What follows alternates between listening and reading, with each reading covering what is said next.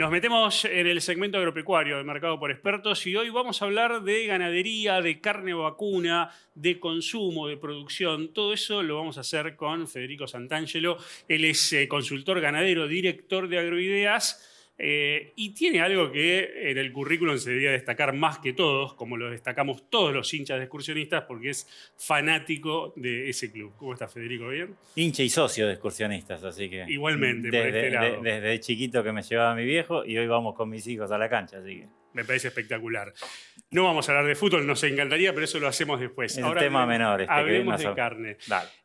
La última semana hubo un dato que siempre genera alarma en los diarios, en los medios de información general, que es esto de que el consumo per cápita de carne vacuna está en el volumen más bajo en 110 años. Eso dice el título. Muchas veces hemos hablado de que este consumo per cápita, como se realiza, es más una oferta per cápita, pero de todas formas el número es bajo. Entonces, contanos un poquito cómo lo estás viendo vos. Es un título para la tribuna, como decimos generalmente, ¿no? Sí, claro, Marcos, porque a ver, la carne vacuna se consume todo lo que se faena. No tiene la particularidad como algún otro producto que se fabrican 100.000 autos, vendiste 80.000 y te quedaron 20.000 en stock. Todo lo que se fabrica en carne vacuna se consume. Se consume en el corto plazo. Puede haber algo de remanente en contenedores de exportación, algún asado congelado, pero te diría que el 95%, 98% se consume en el corto plazo. Entonces lo que está cayendo en estos momentos es la faena. Ha caído la faena mucho.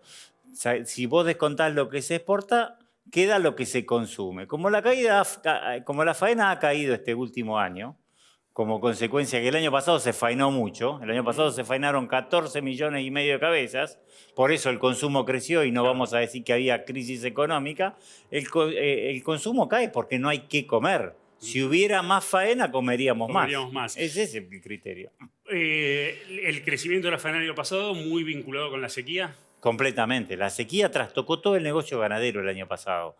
La sequía, de las más importantes de los últimos años, hizo que muchos terneros que se hubieran volcado a la recría y que estarían faenándose en estos momentos se hayan encerrado en los corrales y se faenaron el año pasado. Hizo que muchas vacas, como consecuencia que no había pasto, se mandaran a faena y que por ahí tenían que estar en este año. Es decir, lo del año pasado se adelantó la faena de este año, por eso el año pasado dio una faena elevada, un consumo elevado, que es lo que está faltando ahora. La baja actual tiene que ver con que esos animales no están, o también apuesta del productor a meterle más kilos, o eso todavía no se está registrando. Las dos cosas. Por un lado, esos animales que tendrían que estar faenándose y se adelantaron el año pasado no están. Segundo, que este año vino un verano-otoño muy bueno, con otoño con buen llovedor, con buen nivel de pasto, por lo cual llevó a que esos animales están en el proceso de recría, se le están metiendo más kilos y van a ser faenados en la segunda mitad del año, fin de año y principio del año que viene. Entonces tampoco están en estos momentos. Y tercero es que hay una carencia así importante de novillos que ya es estructural desde hace años. Ese novillo pesado que va para el supermercado, para la exportación, es la figura difícil que hoy está y que es el que está faltando y el que ha registrado más magnitud en la caída en la faena. ¿Qué se necesita para que vuelva ese novillo pesado, además de tiempo, obviamente? Que se pague bien, que la exportación sea realmente la tracción. Nosotros a principio de año pensábamos que la exportación iba a ser la locomotora que traccionara la cadena, los precios para el sector. Este año, si bien se está exportando bien, los negocios de exportación no son tan buenos, fundamentalmente por tres cosas. Hay un trípode de análisis que pasa en la exportación, que es, por un lado, los precios internacionales se han caído. Segundo, con el suba del precio de la hacienda que tuvimos a fin de año, en dólares está cara para la industria frigorífica.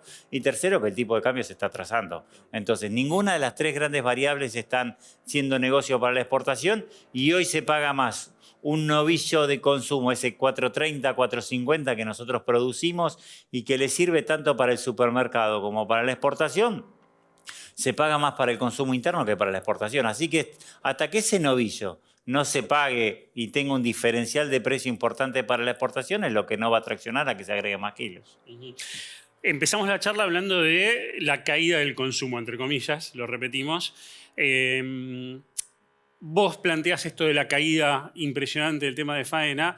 En situaciones normales de la economía, con un consumo interno demandante o con una exportación que esté bien, el precio de la hacienda para los productores debería volar, debería ser el mejor momento. Y eso nos está dando. Entonces ahí sí hablamos de una situación económica que está complicada. No te voy a pedir opinión de economía, para eso lo llamamos a tu hermano un día, pero sí, ¿cómo pensás que se pueden ir recomponiendo esos valores para el ganadero? Mira, justamente hoy el precio de la hacienda no vale más por la situación económica del país. Hoy el consumidor sí no aguanta más por la crisis que está pasando. Por un lado, la exportación está con negocios complicados. Segundo, el consumo interno viene complicado, hace que que ese precio de la carne no suba más. El precio de la carne, como siempre decimos, sube de golpe, sube de escalones, subió casi 70-80% allá en diciembre y después se estancó. Si vos lo analizás desde principio de año, viene por detrás de la inflación. Lo que pasa es que había subido mucho en diciembre y noviembre del año pasado. Y si tomás el análisis del 2023, venía por encima la inflación. Entonces hoy se está equiparando.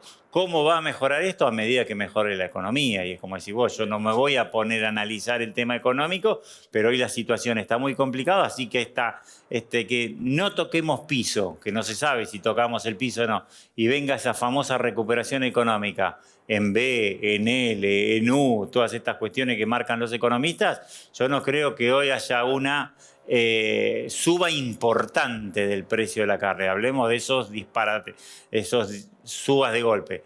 Lo que sí hoy, con una inflación del 4% mensual, 5% mensual, por ahí ya empezamos a tener que el precio de la hacienda y por ende el precio de la carne empiecen a tener esa equiparación con el precio, con la inflación.